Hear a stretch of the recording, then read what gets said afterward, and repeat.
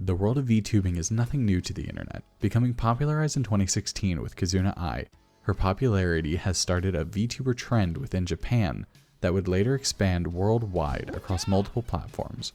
With the sudden explosion of these tubers onto the scene, we've seen a lot of good come from the community, while also seeing the beginning of something bigger that the West is quickly trying to adopt and adapt to. Vtubers, changing what being a star truly means.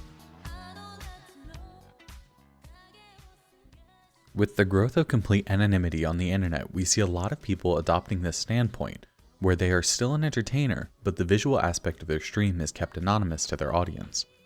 Some even go as far to disguise their voices and bodily features as well.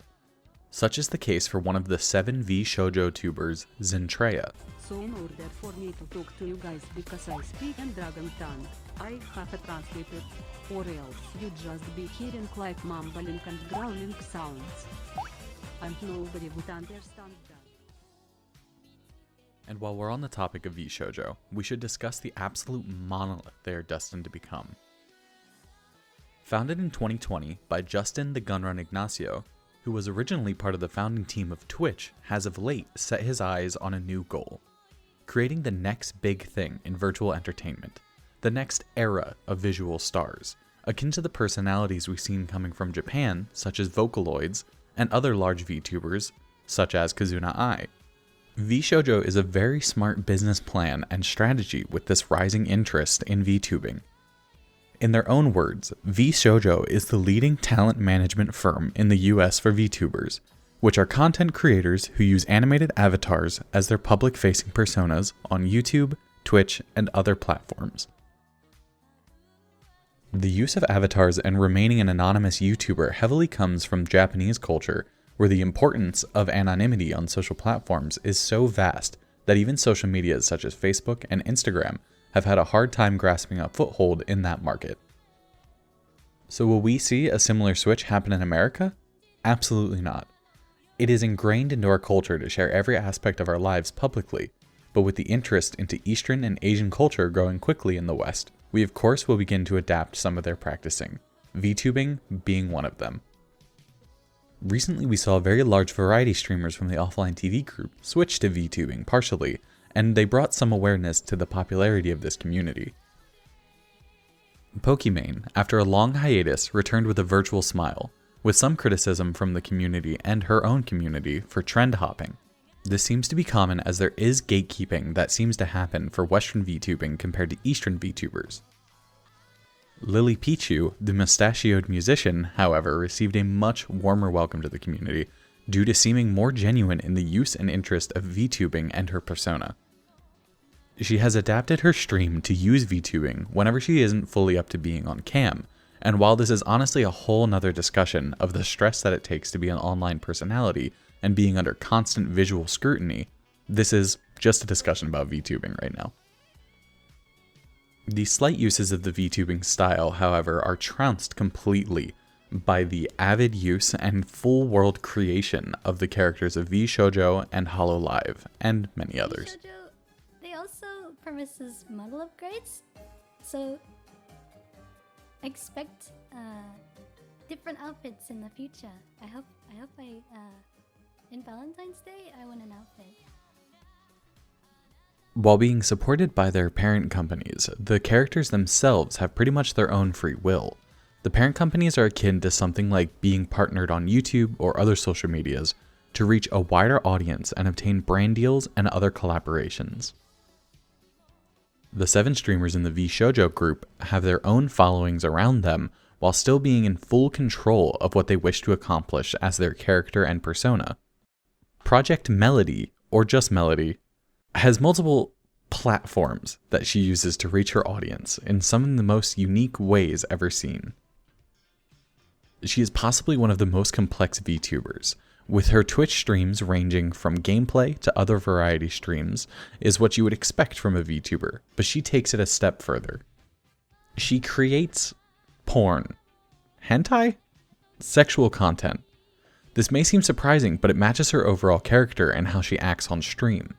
Speaking of which, she is much like other VTubers, where she doesn't acknowledge being a person behind the character, with her saying, Well, when I was created, she builds her character their own world to live in that's not subjected to the criticism and reality that most streamers deal with on a daily basis. In this way, she's able to disconnect you from reality and put you in the world she's created by even using cameras that she can move herself in the 3D world that is generated for her. Oh shit, look, it's a fucking robot. That's cool. Fine, this is one of my new robots. Say hello! Are you able to say hello? Do I have you in my orbit yet? I like your camera. It'd be terrible if you had other attachments that we can't show on the site, huh? This is very common amongst VTubers to create entire personas and worlds for themselves, unlike some streamers that just use Vtubing software as a replacement for their webcam. This is a great time to showcase some of my favorite VTubers that I've been consistently watching while starting this research, distractingly so. BungoTaiga, a 999-year-old snow angel, is very entertaining and wholesome. Sometimes. I'm not a pervert. I am not a pervert, okay? I am not a pervert. I am a wholesome snow angel, okay? I am a child of God. Okay? I got it all. I worship God every day. I only jerk off. And definitely worth the follow. Gargura is by no means a small VTuber, but is just too cute and entertaining to honestly not throw a recommendation to if you're looking to get into the world of VTubing. And if this seems interesting to you, then I would recommend checking out Project Melody as your entry point to English VTubing as well. She is constantly streaming and creating content from YouTube to Twitch, and you can even catch some of her more explicit streams if that is something that you're interested in. Also, this is such an interesting point for creatives to get into this community. Create your own personality, try and pick up some of the software to customize your own character, and try this out for yourself. They're such an open community and willing to help and invite you in. While working on this video, I was actually invited into the BungoTaiga Discord where I was able to talk to community members and get clips and interesting points to use in my video and background footage as well. So big shout out to that community and BungoTaiga themselves. At the time of recording this video, the newest member of Vshojo was just announced and had her debut stream. Apricot, aka Fruit, is the 6th member out of 7 that are planned to be debuted. While another group that is an offspring of the HoloLive group in Japan, HoloLive English is quickly growing as well. While they are just 5 members compared to Vshojo's 7, they're highly collaborative and grabbing a foothold in the English VTuber market heavily.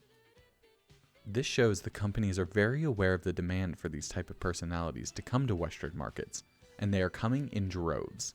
The HoloLive first generation team sports around 4 million subscribers combined as the time of recording this. The Vshojo first generation team, while still very new, is growing very quickly and has around 1.7 million subscribers combined. While it may seem weird that they have teams and corporations behind them backing their personas, it makes sense with how much these characters change to stay entertaining to their audience. They have artists, 3D modelers, and coaches on how to use the software to its fullest extent.